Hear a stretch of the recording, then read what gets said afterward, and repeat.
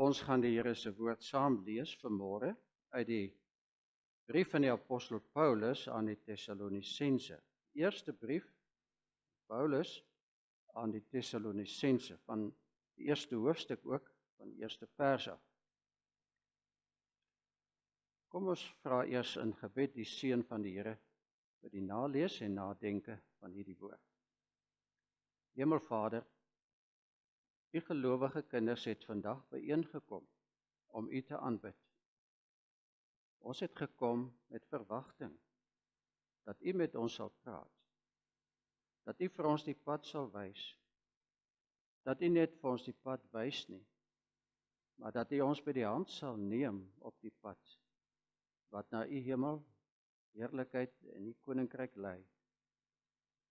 Ons kom erken, o Heer, ons is nietig, ons is swak, op ons eie kan ons niks doen nie. Daarom vra ons, o God, in U groote krag en genade, ontferm U oor ons arm sondaars. Spreek vir ons woorde van lewe, maar ag Here, as U ons dan kan gebruik vir ons tot U eer en tot U verheerliking. En as dit moontlik is, tot redding van ander. Ons vra dat U woord oor die ganse wêreld vandag sal bereik wat U beplan het en wat U daardeur wil bereik. In U naam bid ons. Amen. Paulus skryf aan die Tessalonisense. Hy het ook met twee ander saamgewerk. Hy sê van Paulus, van Silvanus, dis Silas en Timotheus, aan die gemeente van die Tessalonisense wat aan God die Vader en die Here Jesus Christus behoort. Genade en vrede vir julle. Ons dank God altyd vir julle almal wanneer ons in ons gebede aan julle dink. Sonder ophou bring ons dan voor God, ons Vader, in herinnering die werk van julle geloof, die inspanning van julle liefde en die volharding van julle hoop op ons Here Jesus Christus. Broers, hierdie gedagte kom ook in my boodskap na vore. Broers, ons weet dat God julle wat hy liefhet uitverkies het, want die evangelie wat aan julle verkondig is, het nie bloot met woorde tot julle gekom nie, maar ook met krag en deur die Heilige Gees en met volle oortuiging. Julle weet trouens hoe ons by julle opgetree het en dit om julle ontwou. En julle het ons voorbeeld gevolg en volgelinge van die Here geword. In baie moeilike omstandighede het julle die woord aangeneem met 'n blydskap wat van die Heilige Gees kom. So het julle 'n voorbeeld geword vir al die gelowiges in Macedonië en in Agaia. Van julle af is die woord van die Here in Macedonië en in Agaia verkondig en oral het die mense gehoor van julle geloof in God, sodat dit nie vir ons nodig is om iets daarby te voeg nie.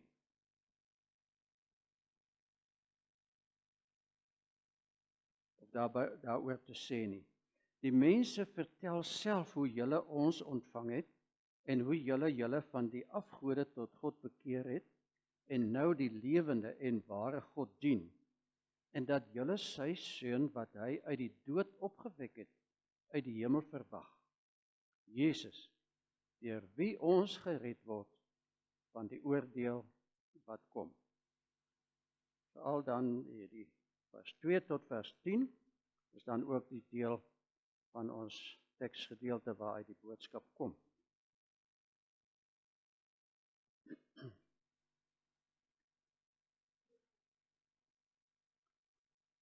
Broeder en suster, een baie belangrike feit wat vir ons soos 'n paal bo water staan, wat die woord van die Here vir ons baie duidelik uitspel, is dat die Here God vir ons liefhet. Dis die groot waarheid wat van die begin van die Bybel af vir ons vasstaan. Hy het ons lief. En die belangrikste bewys van daardie liefde vir ons is die feit dat hy sy seun 'n mens laat word het.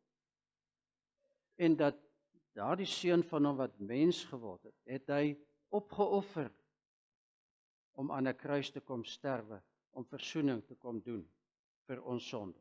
So lief het hy ons. Jy ken daardie vers in Johannes 3 vers 16. So lief het God die wêreld gehad, dat hy sy enige gebore seun gegee het.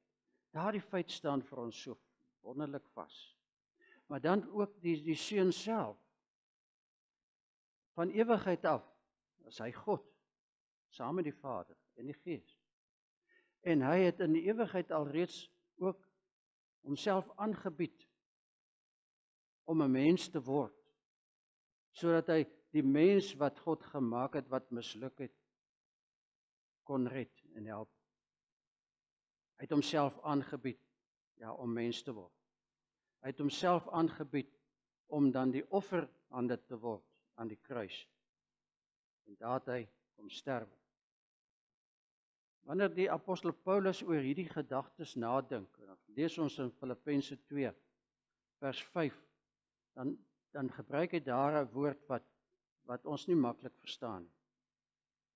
'n Woord wat sê dat die seun het sy, kom ek sê maar in maklike Afrikaans, hy het sy godheid afgelê. Hy was God, maar hy het sy godheid afgelê. Daar staan, hy het dit geen roof geag om 'n mens te word. Iemand anders, 'n groot prediker, Morgan, het dit so voorgestel. Hy sê, hy het hom van sy godheid leeg gemaak. Ons kan dit nie verstaan. Ons kan nie weet hoe dit gebeur. Maar omdat dit gebeur het, kon hy 'n mens word en is hy gebore uit 'n vrou. Wanneer Johannes en Paulus daaroor praat, dan gebeur daar wonderlike ding. Ook na hy mens geword het, dan lees ons en sê Paulus in Kolossense 2 vers 9, God se volle wese het in die persoon van Jesus gestalte gekry. Ons het net nou ook hier gelees in die begin van die boodskap. Apostel Johannes, as hy daaroor nadink, dan sê hy, die woord wat by die skepping gehelp het om te skep, daardie woord het vlees geword. Dan sê hy in vers 18 van Johannes 1, daardie woord het vlees geword, maar hy het die verklaring oor God, die uitleg oor God aan ons kom gee. En dit beteken, broeder en suster, dat as ons vir God die onsigbare wil ken, moet ons kyk na Jesus. En wat kry ons in hom? Ons kry die waarheid in hom. Ons kry die heiligheid in hom. Ons kry die liefde in hom. Ons kry God se genade in hom. Ons kry God se geregtigheid in hom. As ons wil weet hoe die onsigbare God lyk, kyk na Jesus. Nou sê die woord van die Here vir ons, dat net deur Jesus Christus kan jy die onsigbare God leer ken. Deur geen ander godsdiens, geen ander manier nie, net deur hom alleen. En nou na die Here Jesus se kruisiging, na sy oorwinning oor die dood, toe hy opgestaan het, en na die hemel gevaar het, daar is hy gekroon as koning oor die ganse skepping. En omdat hy ook as die eerste mens opgestaan het, omdat hy homself geoffer het, is hy ook aangestel as die hoof van sy kerk. So skryf Paulus ook in Efesiërsbrief. Hy is die hoof. Hy is na die hemel, maar omdat hy die seun is, omdat hy ook God is, is hy oral, ook nou hier by ons waar ons hier vergader is in sy naam. Vader, die Seun en die Heilige Gees, God drie-enig, is aktief besig om God se reddingsplan wat hy van ewigheid af gehad het, in uitvoering te bring. Ook tot vandag toe is hy daarmee besig. En hy besluit self waar, aan wie, wanneer en deur wie daardie evangelie woord van genade en van verlossing verkondig sal word. So is dit van die begin af. My hele boodskap gaan dan vanmôre oor hierdie tema, dat God met sy uitverkiesende liefde en genade steeds besig is met sy reddingswerk. God met sy uitverkiesende liefde en genade is deur die eeu, ook vandag, besig met reddingswerk. Die eerste gedagte onder hierdie tema is dat hy daarmee besig is om sy uitverkorenes te red. Toe die apostel Paulus besig was met sy sendingreise, kom hy daar in Turkye, ergens 'n ou plekkie met die naam van Mysia. En toe hy daar was, omtrent in die middel van Turkye, wou hy na die oosterse lande en streke gaan om daar die evangelie te gaan verkondig. Maar ons lees in Handelinge 16 dat die Gees hom verhinder het. Toe gaan hy na Troas, en toe hy in Troas kom, het hy 'n visioen gekry. En daardie visioen het bestaan onder andere uit 'n man met Macedoniese klere aan, 'n Griekse man waarskynlik dan, mense in Macedonië ook Grieks gepraat het daai tyd. En daardie Macedoniese man het vir hom genooi in 'n visioen om na Macedonië te kom met die evangelie. Paulus het dit gesien as die opdrag en die wil van God, om dan na die weste te gaan, na Europa te gaan. Toe kom hy in Filippi, later na Macedonië, later na Agaia in Griekeland, en nog later na Korinthe. En uiteindelik het hy in Rome gekom. Die evangelie ook onder andere aan die hand van Paulus na Europa. Ons voorgeslag. Waarom het God dit gedoen? Nie omdat hy die oosterse lande afgeskryf het nie. Ek glo ander sendelinge en apostels het soontoe gegaan, maar God het mense in Griekeland liefgekry. Hy wou juis daardie mense gaan red. En hy wou juis vir Paulus met sy besonderse kennis van Grieks, sy besonderse kennis van die gebruike en die gewoontes van die Grieke en van die Romeine, wou hy gebruik. Geen ander apostel het daardie vermoë gehad om so na die weste en na die Grieke te gaan nie. Daarom stuur hy vir Paulus. Deur Paulus en sy medewerkers is daar baie mense tot geloof gelei. Nou sê ons duidelik, maar dit was nie Paulus wat mense gered het nie. En selfs vandag, wie ook al preek, wie ook al getuig, as jy met iemand praat en daardie persoon kom tot indrukke en gee sy hart en lewe vir die Here, dan is dit nie jy of jy as mens wat die reddingswerk gedoen het nie, jy was maar 'n klein instrumentjie in die hand van die Here. Maar God self het in die harte van daardie hoorders gewerk en die Gees het in hulle aangedring om tot bekering te kom, om die afgode af te sweer en hulle lewe aan Jesus Christus te vertrou. Ons lees daar in vers 4 van die gedeelte, ek lees dit weer. Broers, ons weet dat God julle wat hy liefhet uitverkies het. Want die evangelie wat ons aan julle verkondig het, het nie bloot met woorde tot julle gekom nie, maar ook met die krag van die Heilige Gees en met volle oortuiging. Hierdie mense was heidene. God het hulle lief gekry. God het hulle uitgekies. God het iemand gestuur met die woord en die boodskap. Hulle het dit aanvaar en geglo. Kom ons begin by die geloof. U en ek glo. Wat het gebeur vooraf? Iemand het die woord aan ons gebring. God het ons uitgekies. God het ons lief. 'n Hele geskiedenis voordat ek kind van God geword het, het in die ewigheid al gebeur. Ja, broer en suster, wat 'n wonderlike feit. Ek en jy kan vandag glo, omdat ek glo, is ek uitverkies. Omdat ek glo, het God my lief gekry. En daarom weet ek, hy het my nie net gered ter wille van myself nie, maar hy het my gered vir sy doel. Hy het 'n doel met elke een van ons as sy kinders in hierdie wêreld.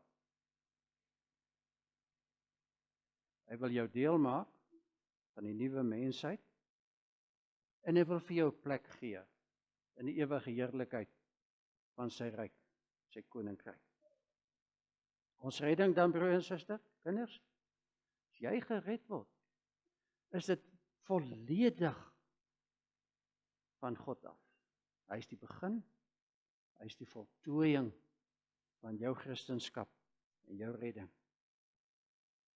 Al wat ons daaroor kan sê is, baie dankie, Here my God. Dankie, Here Jesus, dat U my gered het. Ek is maar net 'n arme sondaar. Wees my genadig. Wat kan ek nog verder daarby voeg? Ek kan sê, Here, wat moet ek vir U doen? Hoekom het U my gered? Waarvoor wil U my gebruik? Hier is ek tot U beskikking. Broer en suster, as dit dan so is, as ek hierdie wonderlike genade ervaar en beleef het, dan moet ek my God loof en prys en dankie sê met my krag, soos die wet van my vereis. My hele hart, my siel, my alles moet beskikbaar wees in sy diens. Ja, die Here God red mense wat hy uitverkies het. Tweede gedagte is, hy is aktief besig om hierdie geredde mense in sy gemeente, in sy nuwe volk saam te snoer. Gelowiges wat gered word in die Bybel, ook vandag nog steeds genoem, broers en susters van mekaar. Soos ons hier sit, is ons broers en susters van mekaar in die geloof. Ons word saamgebind deur ons redder, Jesus wat ons hoof is. En daardie redder het vir ons gesê, ons moet mekaar lief hê. Dis nie maar 'n gier wat hier in my ontstaan om my medemens lief te kry nie. Dis my opdrag uit die hemel. Ek het nie keuse nie. Jesus het dit vir my gesê. Vir ons elkeen gesê. Dit bind ons saam. Daardie opdrag en natuurlik die liefde wat hy in ons laat ontstaan het vir mekaar. Daardie liefde brand vir mekaar, vir omgee vir mekaar. Maar ons word ook saamgebind deur die woord. En ek wil daardie wonderlike gedeelte vir u lees wat ons vind in die brief van die apostel Petrus.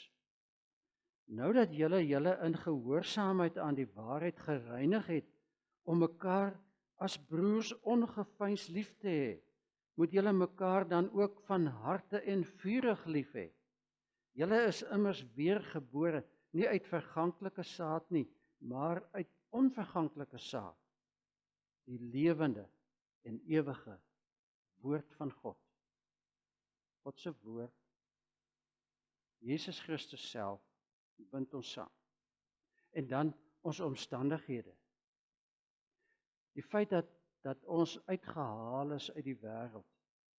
Ons is eenkant geplaas, en dis wat die woord heilig beteken. Ons is afgesonder vir Jesus Christus, vir sy kerk, vir sy koninkryk, losgemaak van die wêreld. Dis waarmee God besig is met ons, om ons nuwe volk van hom te maak, geheilig vir hom. Daarom staan ons by mekaar. Daarom het ons mekaar lief. Daarom gee ons om vir mekaar. Geredde mense is nuwe mense, wat hulle hele lewe inrig volgens die wil van God, die wet van God. En dis met daardie aksie, daardie werk as gelowige, kry ek en jy nooit klaar nie, om volgens God se wil te leef, en onder die leiding van sy Gees te dink, te praat, te doen. Geredde mense het gawes van die Heilige Gees ontvang, om mekaar daarmee te kan dien. Wanneer die apostel Paulus oor die gemeente en die samehorigheid dink en praat, dan gee hy vir ons wonderlike leiding. 1 Korinte 12 vers 7, aan elkeen afsonderlik word 'n werking van die Gees gegee, tot voordeel van almal. Ek het iets gekry, wat tot voordeel is van iemand anders. Julle het iets gekry tot voordeel van iemand anders. Man en vrou, dinge vir mekaar, tot voordeel van mekaar. Kinders, almal. Elkeen het iets gekry om in die gemeente aan te wend, tot voordeel van almal.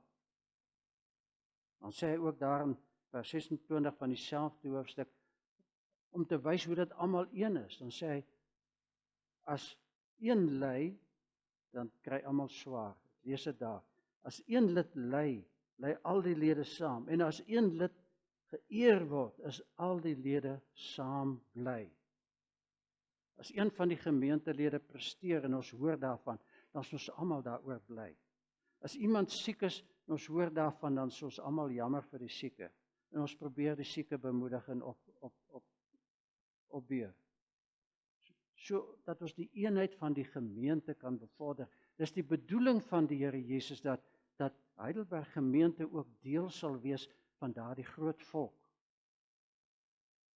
En nou moet ek daarom ook sê, dat ons moet nie net kyk na hierdie een kraaltjie van God. Daar's baie kraaltjies en dit hoort eintlik nie in baie kraaltjies te wees nie. God het nie baie spannetjies wat vir ons speel nie. Hy het een groot volk. Ons hoort eintlik almal by mekaar, watter taal ons ook al praat. Daar is 'n groot probleem om dit in 'n eenheid te laat fungeer. En wanneer Paulus nou aan die Tessalonisense skryf, dan skryf hy dat hy gehoor het wat hulle alles gedoen het. Hoe hulle vir God dien. En hy noem hier daardie 3 belangrike dinge wat in elkeen van ons se lewe ook verskriklik noodsaaklik is. Hy sê, hy het gehoor van hulle liefde, hulle dade van liefde teenoor mekaar. Hy het gehoor van hulle geloof, hoe dat hulle getrou gebly het aan die evangelie, hoe dat hulle nie teruggeval het in die afgoderry nie, in die afgodstempels, hoe dat hulle bly hoop het op Jesus Christus se koms. Hulle het hom spoedig verwag. Party het selfs opgehou werk, want hulle wag Jesus kom enige dag. Maar daardie hoop dat hulle in die verlange na die Here Jesus, hulle het hom nog nooit gesien nie, maar hulle verlang na hom, hulle hoop hy kom, en dan sal hulle weer volmaak in die ewige heerlikheid wees. En dan die omstandighede waarin hulle geleef het, omdat hulle tot bekering gekom het en Christene geword het, het van hulle familie hulle verwerp, ander is vervolg. Ten spyte daarvan het hulle aan hom getrou gebly. En Paulus loof hulle daarvoor. Gemeente, Heidelbergers, gelowiges, elkeen van u het gawes van die Gees ontvang. Elkeen anders, nie almal dieselfde. Maar u en ek is geroep om mekaar met die gawes wat ons ontvang het te dien. Dis 'n opdrag van die Here. Ek mag my nie afsonder een kant nie. Dis deel van die geheel. Ek hoort by almal. Almal kan na my kom, vir my iets vra. Ek kan na ander met vrymoedigheid om vir hulle te vra. Met die gawes wat ons ontvang het, moet ons dan nou mekaar dien tot eer van die Here. God, my derde gedagte, broer en suster, is steeds in aksie om deur hierdie geredde gemeenskap van hom sy woord te verkondig die hele ganse wêreld deur. Hierdie gereddes is sy ambassadeurs om sy lig en sy woord wêreldwyd te verkondig. Toe die Here Jesus op aarde was, en ons het net ook in een van die liede dit gesing, het Jesus 'n opdrag gegee aan sy hoorders. Hy het gesê, julle is die sout van die aarde. Julle is die lig vir die wêreld. Nou vra ek vir u, wat het hy bedoel? Het hy dit net bedoel vir daardie mense wat hom destyds gehoor het? Of het hy dit bedoel vir alle Christene vir alle tye? Het hy dit vir u bedoel? Is sy opdrag nou vandag vir elkeen van ons, wees jy sout vir die aarde? Wees jy lig vir die wêreld? Wat sê jy? Ek sê ja.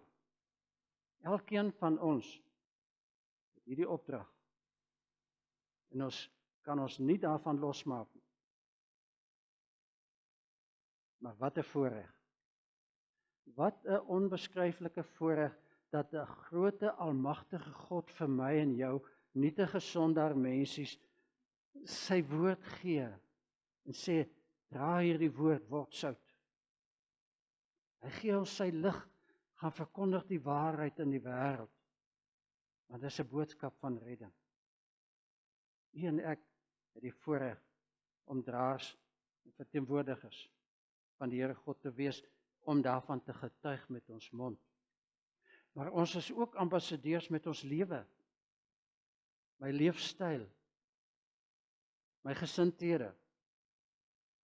Hoe ek leef en optree, het 'n invloed op ander mense. Maar nog eers weer iets oor my mond, my getuienis my mond. Ek mag vir iemand anders sê, op grond van die gesag wat Jesus aan jou en vir my gegee het, ek mag vir iemand anders sê, God is lief vir jou. En ons moet dit vir baie mense sê. En ek mag vir iemand anders my getuienis gee, en ek mag vir hom sê, ek glo met my hele hart, dat Jesus Christus die enigste verlosser is, wat 'n mens by God en by die saligheid kan bring. In ons land word al meer, in Amerika en oral word al meer gesê, jy mag nie so iets vir iemand anders sê nie, want jy mag nie mense intimideer nie, hy het sy eie vryheid en sy eie reg. Maar op grond van die gesag van Jesus Christus, het jy en ek die reg, jou belydenis af te lê voor ander. Hy kan maak daarmee wat hy wil. Maar het jy jou verantwoordelikheid nagekom, as jy gesê het, ek glo met my hele hart, Jesus Christus, redder. My opregtheid, my eerlikheid, ook wanneer ek besigheid doen, my meegevoel met mense wat siek is, my hulpverlening, my geduld, my ywer vir die Here en sy saak. Al die dinge het 'n invloed op mense. Begin maar by jou familie. Hoe jy pa en ma optree en praat met jou kinders, met jou ander mense, met wie ook al, jou bediendes, het 'n invloed op jou kind, het 'n invloed op ander gelowiges, het 'n invloed op ongelowiges.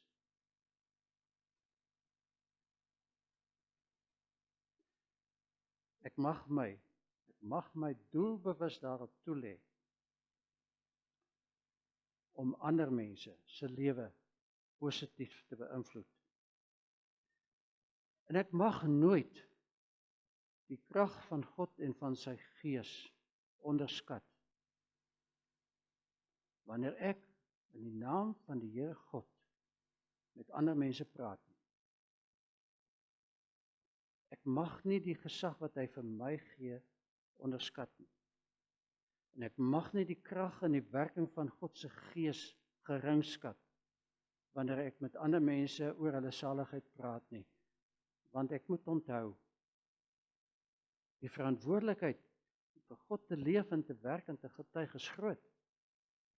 Maar daar's telkens 'n lewe op die spel.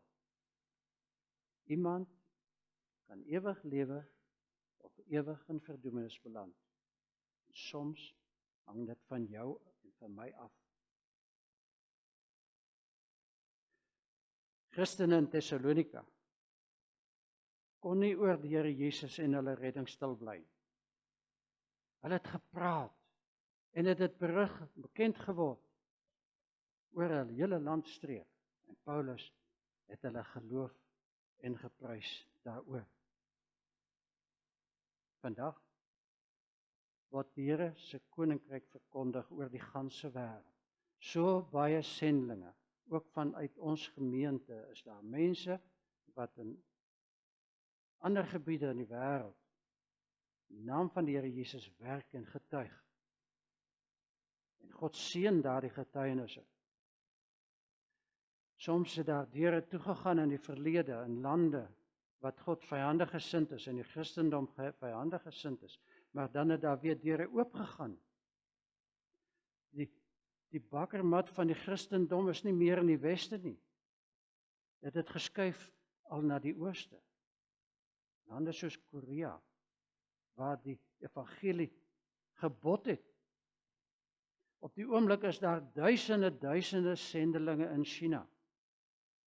'n land, kommunistiese land wat gesluit was vir baie jaar. En oral groei die kerk.